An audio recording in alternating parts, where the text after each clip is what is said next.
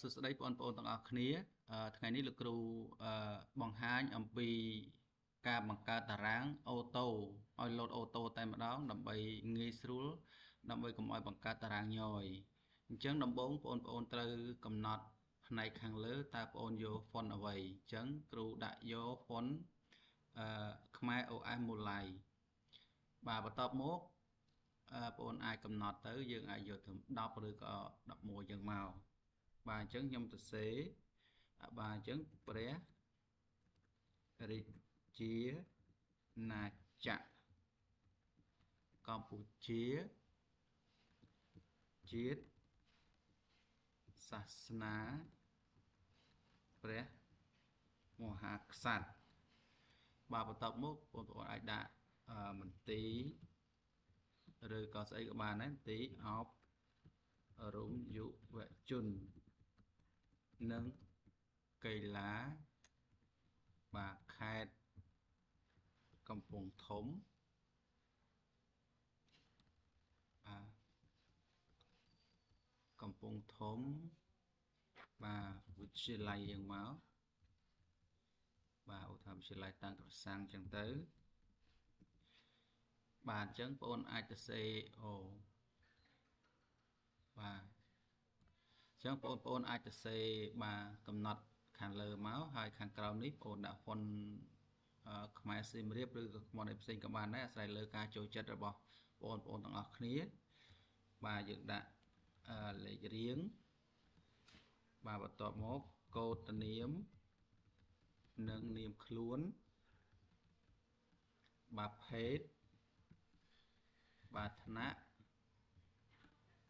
បាទបន្ទាប់មកយើងដាក់មុខវិជ្ជាមកមានខ្មែរអញ្ចឹងទៅបាទគណិតរូបគីមីជីវៈផែនដីអញ្ចឹងទៅបាទតាមខ្ញុំឧទាហរណ៍ទេហើយនឹងប្រវត្តិអញ្ចឹងមកបាទអញ្ចឹងឧទាហរណ៍ថាយើងមានមុខវិជ្ជាប៉ុណ្ណឹងចុះ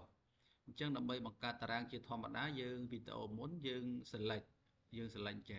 select ហើយយើងដាក់តារាងបាទហើយយើងយកពាក្យ alt border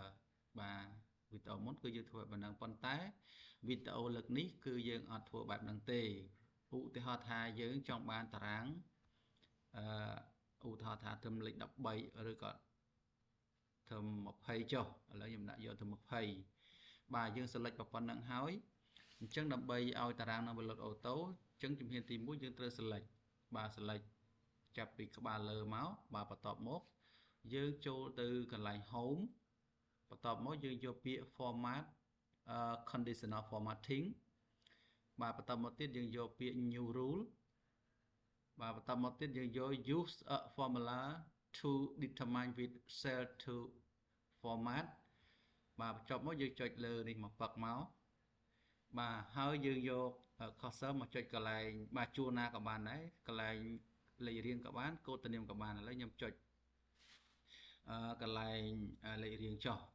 បាទពេលចុចទៅគឺឃើញមាន$2សញ្ញាស្មើ$A ហើយមាន$2អញ្ចឹងដើម្បីឲ្យតារាងនឹងលោតអូតូយើងដាក់$តែមួយដល់ចុចលុបយើងលុប$1ចេញក៏បានឬក៏យើងចុចS4 បាទអាស្រ័យទៅលើកុំព្យូទ័រខ្លះយើងតទៅចុច function S4 ឬក៏កុំព្យូទ័រខ្លះយើងចុចតែ S4 ទេអញ្ចឹងចុច2ដងចុចម្ដងបាទម្ដងទៀតបាទយើងចុច2ដងហើយបន្ទាប់មកយើងទៅបង្កើតតារាងអញ្ចឹងដើម្បីបង្កើតតារាងយើងចូលពាក្យ format បន្ទាប់មកយើងយកពាក្យ outline បាទ outline ហើយយើងយកពាក្យថា OK បន្ទាប់មកយើងចុច OK ទៀតបាទអញ្ចឹងយើងចង់ដឹងសាកមើលថាតើតារាងវាលោតអូតូអត់អញ្ចឹងខ្ញុំឧទាហរណ៍ថាខ្ញុំវាយជួរលេខ1ឧទាហរណ៍វាយលេខ1 enter បាទលេខ2លេខ3គឺវាលោតតារាងអូតូតែម្ដងបាទអញ្ចឹងការបង្កើតតារាងនេះគឺមិនមែនធ្វើបានតែមួយរបៀបទេអាចធ្វើបាន2របៀបអីឬក៏3របៀបណាសម្រាប់ការបង្កើតតារាងនេះអញ្ចឹងសម្រាប់ការបង្កើតតារាងគឺមានតែប៉ុណ្្នឹងបាទសូមបងប្អូនទាំងអស់យកទៅអនុវត្តបាទសូមអរគុណ